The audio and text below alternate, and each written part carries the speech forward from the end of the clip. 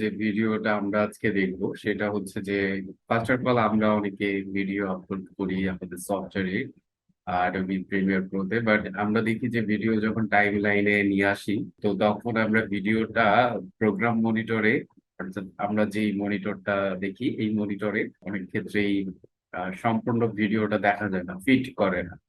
আমরা যত এখানে ফিট করি, ফুল করি, এগুলো ফিট করে না এবং কাস্টমাইজ করলেও কাস্টমাইজ হতে চায়।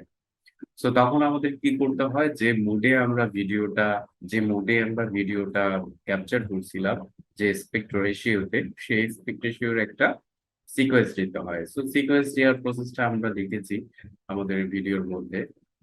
বাট এবার দেখবো যে একটা ভিডিও আপলোড দিয়ে, অর্থাৎ আমি যদি আমার প্রজেক্টে নিয়ে আসি, অর্থাৎ এখানে যদি আমি নিয়ে আসি এবং আহ এটা আমার টোটাল হচ্ছে প্রজেক্ট যেগুলো আছে, প্রজেক্টে নিয়ে আসি এবং এখানে আনার পর আমি এখান থেকেই একটা নিউ সিকোয়েন্স ওই ভিডিও রেসপেক্ট রেশিও অনুযায়ী ক্রিয়েট করতে পারবো টাইম লাইনে, যেটাকে আমি প্রোগ্রাম মনিটরে পুরোপুরি ওই সিকোয়েন্স এক্সপেক্ট রেশিও অনুযায়ী দেখতে পাবো। সেটা কিভাবে? সো আমার প্রথমত অবস্থায় করতে হবে ভিডিওটা ইম্পোর্ট করতে হবে। সো আমি রাইট ক্লিক করে ইম্পোর্টে গেলাম, বা শর্টকাট কি দিয়েও আমি যেতে পারি। সো এখান থেকে আমরা হচ্ছে এই একটা ভিডিও, এই ভিডিওটাকে আমরা ইম্পোর্ট করবো আমাদের প্রজেক্ট। তো এখানে চলে আসছে, আমরা চাইলে এখানে বিন ক্রিয়েট করে, অর্থাৎ ফোল্ডার ক্রিয়েট করে আমরা রাখতে পারি। এখন এটা আহ, এই যে ফুটেজটা বা ভিডিওটা, এটাকে যদি আমি জাস্ট সিলেক্ট করে রাইট ক্লিক করি মাউসের, এখানে অপশন আসছে। তো অপশনটা হচ্ছে আমি যেটা করব যে নিউ সিকোয়েন্স ফ্রম ক্লিক, তাহলে আমাকে নতুন করে স্পেক্ট রেশিওর জন্য আমাকে সিটিংস এ যেতে হচ্ছে না।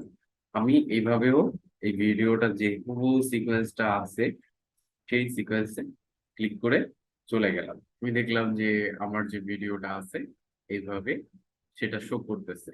বাট আমি যদি অন্য কোনো ফরম্যাটে সিকোয়েন্সে গিয়ে আমি ভিডিওটাকে আপলোড করে নিয়ে যাই, এডিট করি, এইভাবে কিন্তু ফুল মনিটরটাই দেখাবে না। এবং যখন আমি এক্সপোর্ট করব বা আহ, আমি এটা নিয়ে এই ভিডিওটার যে পুরো প্রসেসটাকে দেখার চেষ্টা করবো, এটা কিন্তু হবে না, কিছুটা ভেঙে যাবে, কেটে যাবে। সো এটা একটা প্রসিডিউর।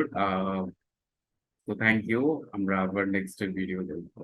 তো এরকম অনেক ধরনের ভিডিও দেখতে হলে সাবস্ক্রাইব করে রাখুন।